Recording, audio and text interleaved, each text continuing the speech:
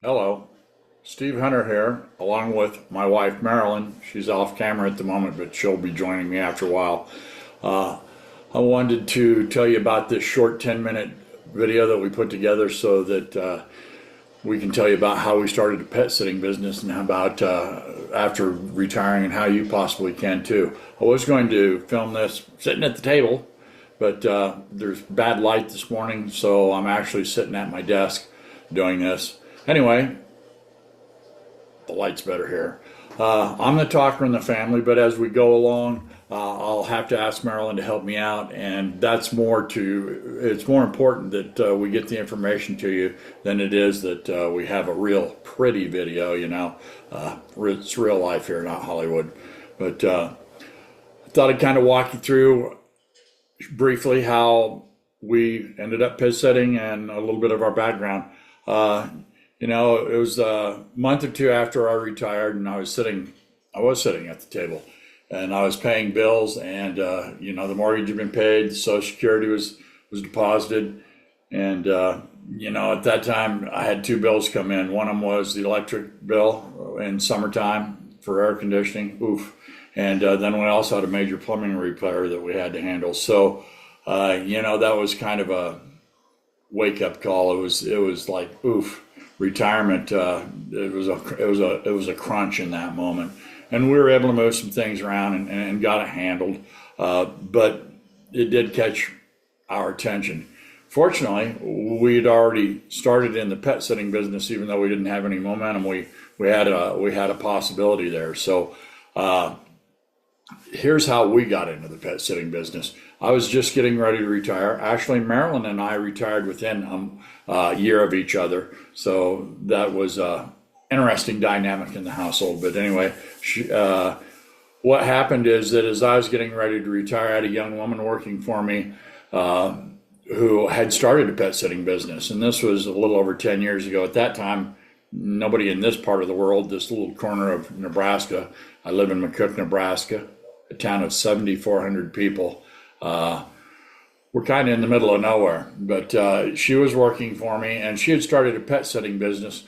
And as I was preparing to leave, I asked her how the business was going.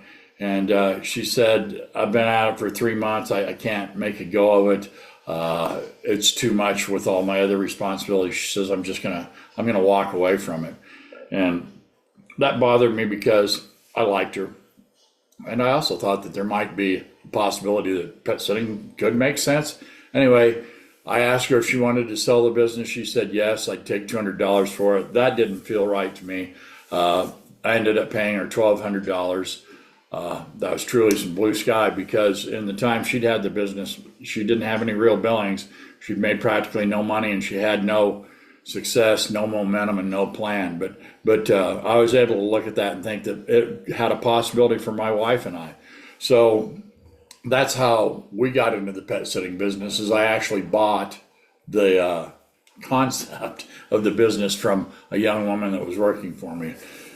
Well, consequently, after that, we got started in the business. And as I mentioned, we're working in a small town here. McCook is 7,400 people.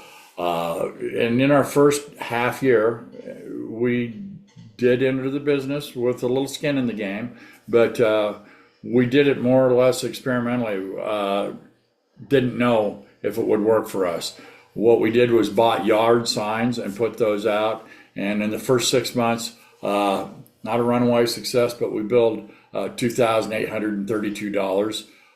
That figured out to, I can't remember, $400 or $500 a month. The nice thing about pet sitting is after expenses, taxes, everything, about 75 to 80% of everything that you earn stays in your pocket. So I don't know many businesses that'll do that. But we went from $2,832 in our first year to one of our most recent years, for example, 2023. I haven't run our numbers for the last couple of years. Anyway, 2023 we did $14,636.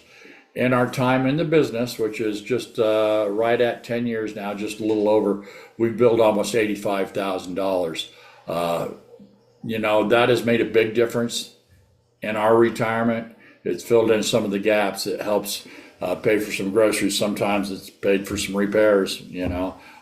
Anyway, it's a way to have an opportunity to make money on your terms and not go back to work. So I need just a moment here to ask Marilyn a question. Okay,